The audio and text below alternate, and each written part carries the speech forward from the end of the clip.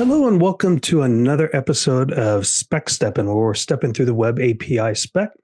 And today's episode, we're going to talk briefly about the CSS properties and values API.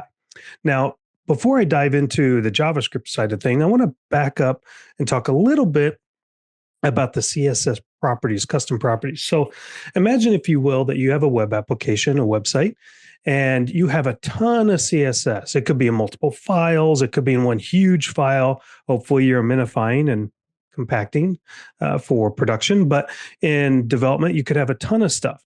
So let's imagine you work for a company that's gone through a buyout and the main color was blue for your logo. And so you use that in all your headings and stuff. So you have that hex code, RGB, RGBA code everywhere in your CSS. And then you get bought out. And now marketing comes to you and says, hey, because of the buyout, we're going to change our branding up a little bit. And our branding main color is no longer this blue color. It is now this red color. Here's the hexadecimal. Can you get that changed like within the next 5 minutes?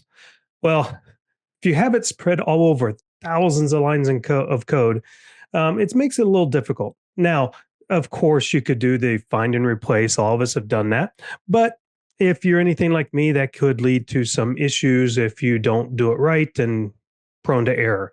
So that's where custom properties come in. Now, you can define these in the CSS, like I'm going to show you, which is perfectly fine to do. But I'm also going to show you how you can do it with JavaScript. So if we go into here, basically what you do in the CSS side is you use the two dashes, the two hyphens, and that defines the CSS properties. So here in the MDN docs, they have this section as the main background color of brown, and you can do it in any level. And the way you actually define it in your CSS is you have the app property logo color, or app property hyphen whatever color, and you define it. And I'm using the same one, this coffee thing, even though it's for odd reasons. It doesn't look like coffee. But let me jump over into the code, and then I'm going to jump to talk a little bit about how this works for the CSS, pure CSS solution, and then I'll jump into the JavaScript piece. So here, I've just got a header, and I've got this div, and the div is just basically a block. So if we go back here, this block is that div, this gray block. And I need to do this properties. Forgot to change my title. There we go. So this div is this block. So basically, I did this element with custom property here. That's my class. Really cutesy name there. So I have this property where that's a width and height. I just wanted to have something we could color. And notice here, I have the background color is use the var CSS method hyphen my dash color. And it's defined up here with the app property hyphen my color. And then the brackets, you put in what the actual design is. So in this case, I'm telling it I don't want it to inherit down the cascading style sheet chain. And I am telling it to use this chalky gray charcoal color. And that the syntax is a color. So if we go back, it creates that color. So if I come over here, just like it shows you here in the documentation, so that's the way you create it. And then you reference it using the var method. Okay, perfectly okay to do. Okay, so now though, if I come back here, I'm actually going to comment out the custom stuff here. And if I go back, I still have it there. If I inspect. So my div is still there. It's just, it doesn't have any color on the background. Okay. So the background color is nothing. So which is perfectly fine. Now, if we jump over to the CSS properties and value, this API allows us to do the same thing we did in CSS, but now we can do it in JavaScript as well. So this gives us certain options. There might be times when you want to just do it in CSS, perfectly fine. There might be times when you want to do it programmatically in JavaScript. So basically you have to register the property, and it has the same quasi the same syntax as it does in the CSS.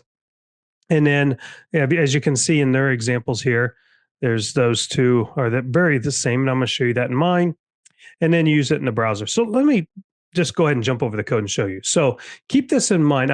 this right here where I have that property, my color, syntax color, initial value 3333, inherits false. If I jump over here, and I have it commented out because I didn't want it to show up initially. So I have my name, my color, dash dash my color. So I name it the same with the 2 hyphens. The syntax is it is a color. The initial value, I chose a different one, and I'm going to show you why in just a second to show you how some of these things work. And I have inherits false. So as you can see, it's very similar to here. So I have that set up. So now when I go back here, what it should do is should still be blank because I didn't reference it yet. Okay.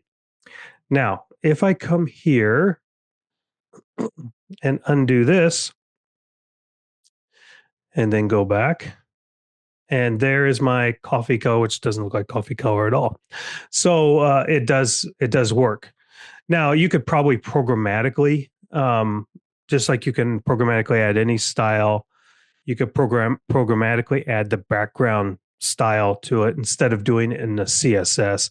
I could have done it in a JavaScript, which is perfectly fine, but I wanted to focus on this register property here.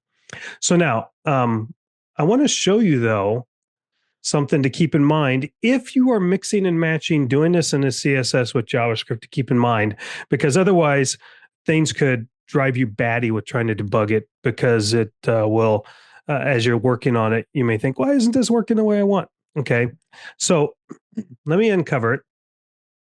So remember, I have this set up in a CSS as that charcoal gray, and here as that coffee color that doesn't look like coffee at all. If you look here, when I refresh, now, I don't know if you saw it quick enough, but it actually, when it initially loaded, it loaded that gray really quickly. But it immediately, as soon as the JavaScript ran, it overrode it with this. Now, you may be thinking, hey, wait a minute, Clay. Let's go back to your HTML and let's look at the order in which things are running. You have your script after your style sheet. Why, yes, I do. So that means that it's going to override. So if I bring it to here, will it work? Let's try and let's see. We refresh. Well, no, it didn't. Well, one of the things that's a little weird here is this defer. Remember, that defers it to the bottom of the last thing running. So let's get rid of that. Let's see if that makes any change. No, it doesn't. And the reason why is because it still ran it afterwards to change it to the value of the coffee. So I've run into some things like this where I'm like, why isn't this working? Why am I not getting there? And it's because it's processing things correctly. It's just I may have a mix and match of things. Style sheets are notorious for that. If you've ever debugged style sheets, sometimes finding a needle in a haystack where one style is overriding another. And it's bad enough when you have to do that in a cascading style sheet that's ginormous.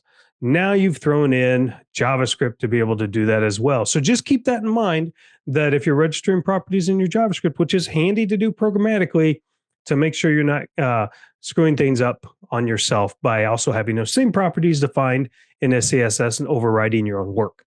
So I hope that helps. It's a pretty cool option to be able to do. You have options to do either way. And if you have any questions, let me know, and happy stepping.